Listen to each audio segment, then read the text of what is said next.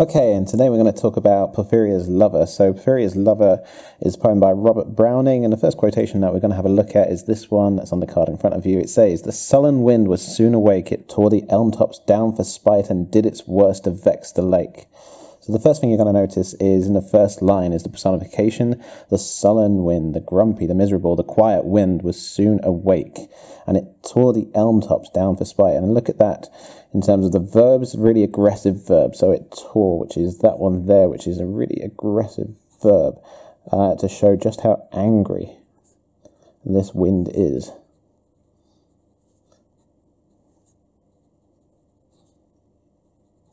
And then you've got that towards the end, yeah, down for spite. Well, the spite part there is its hatred. So spite means it's hatred. It's showing some kind of hate here. So the weather is obviously clearly very angry, and it did its worst to vex the lake. Well, it obviously wants to upset that lake. So in this case, you've got the personification of the weather, and the personification of the weather is actually there to represent the emotional turmoil of the speaker of the poem. So this, in this case, it's basically showing just how disturbed his emotions are. And that's what we call prophetic fallacy. So we're using the weather here. So prophetic fallacy is when you use the weather to represent the emotions of the speaker. So he's clearly really upset, and he's using lots and lots of like harsh verbs like tore, and he's using words like spite at the end of the words. The words that actually rhyme to actually show just how upset he is. Okay, so that's your first one. After that, we've got, well, on line 6, Porphyria, when glided in Porphyria Strait. So if you look at the first one, you've got motions like it tore, and then you've got, you know, vexing the lake, and you've got spite.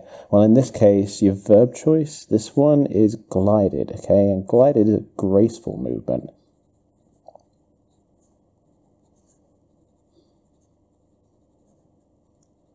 And so she contrasts the speaker. And in this case, that means that basically she's going to have probably a really calming influence on him.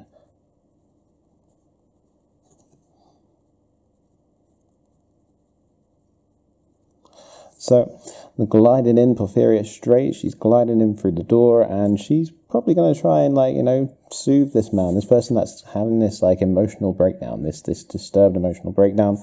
And so you've got the glided in, it's a really graceful movement, and she's probably going to do something good. So she's gliding in that picture. I tried my best. Afterwards, then we've got, well, the difference between active and passive. So at the start of the poem, she's the active character. She's the one that's doing everything. And so in this quotation, you've got line 8 and line 9, "And kneeled and made the cheerless grate blaze up." And so in this case, you've got that really nice word blaze. It obviously shows the strength of this fire down here. And she's the one that she's kneeling, she's on the floor, and she makes this cheerless grate, this grumpy grate, blaze up. And so in this case, you've got the contrast between him and her. She is obviously the active participant. She's the one that's actually taking control. So she is actually taking control. She's the active character. So she is making changes. And what is he doing at the moment? So he's your passive character. All he is doing at the moment, he is just watching. He's not doing anything.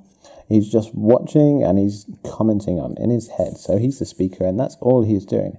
So she's the active one. She's the one that's making changes, and he's the one that is passive, just watching this all go on. So that's your next one. Afterwards, well, she's been really intimate. So in lines 12 and 13, she untied her hat and let the damp hair fall, okay? And just look at the hat. I did this on purpose, okay? This is like your Victorian hat. This is a bonnet. Yeah, she's not wearing a baseball hat or a bobble hat or anything daft like that. Nope. And to be honest, like, you know, the context for this one, really, she'd be expected to have her hair tied up if she's a stereotypical Victorian woman, and she wouldn't really let it fall, like the damp hair fall. in front of a man. It's actually quite an intimate thing that she's doing right here.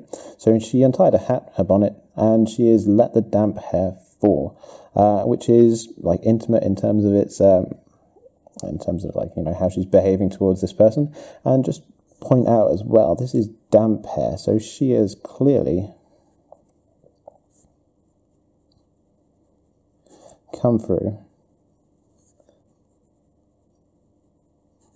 some really bad weather.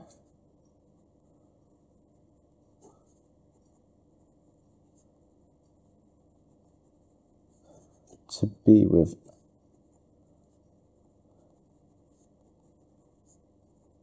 the speaker. So the fact that she's come in, she's got damp hair, so despite the fact she's wearing a bonnet, she takes it off, and then she's clearly, like, you know, come through some terrible weather to actually be with our speaker. It shows her dedication, okay? So it shows her dedication. And possibly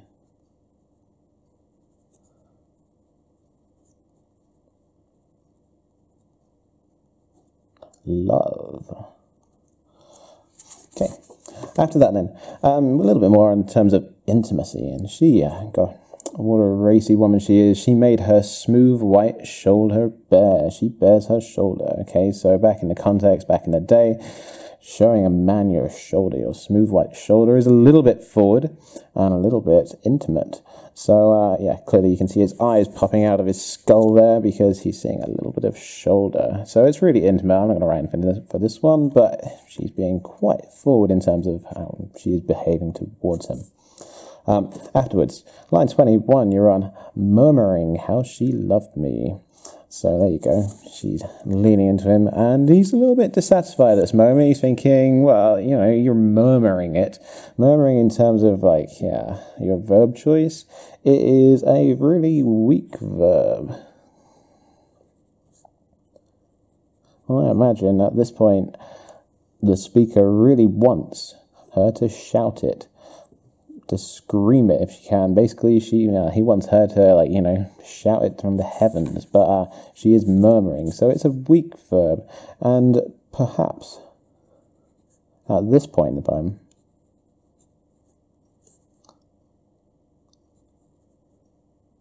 he is not convinced. Perhaps. So it's a weak choice in murmuring. Murmuring, really quick, really simple, really easy, one word to learn to be able to actually put it into your essay. But yeah, it's a really weak choice. Afterwards then, a bit of, like, context. She is really well-to-do, I think. You've got lines 22 to 25 here. So, too weak for all her heart's endeavour to set its struggling passion free from pride and vainer ties to sever and give herself to me forever. So, in this case, the really kind of useful part of this line is these words here. Vainer ties to sever. So her vainer ties are basically her background. It's where she's come from. And so these are going to be probably, but I can't say for definite, these kind of people over here. So her vainer ties to sever is probably her friends, her parents, maybe even her siblings, you never know. But her vainer ties to sever, because they're vainer, this word here, it suggests that they are probably wealthy. Maybe, like, you know, maybe wealthy, maybe just a higher class than the speaker.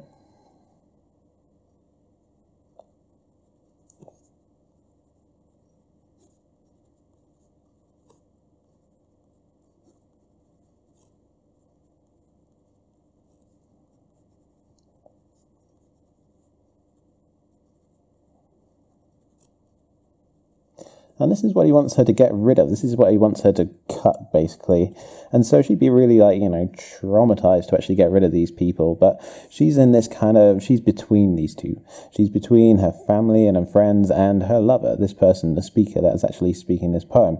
So she is, at the moment, too weak for all her heart's endeavour, too weak to set its struggling passion free. So she is not doing what he wants. And so he wants her to get rid of pride, and he wants her to get rid of the vainer ties to sever, and to give herself to me forever. So in this case, he wants her to cut herself off from her background and to love him forever. That's his desire for her. So at the moment, she's struggling with this, and one to memorize, one that you actually could mention in essays. Just those 3 words, vainer ties to sever, is the important part of that, but you need all of it to actually be able to understand that one. So, yep, probably, yeah, wants her to cut herself off from all of those people, and especially Dad's wallet down here, because she's probably this uptown girl. She's probably got lots and lots of money and that kind of stuff.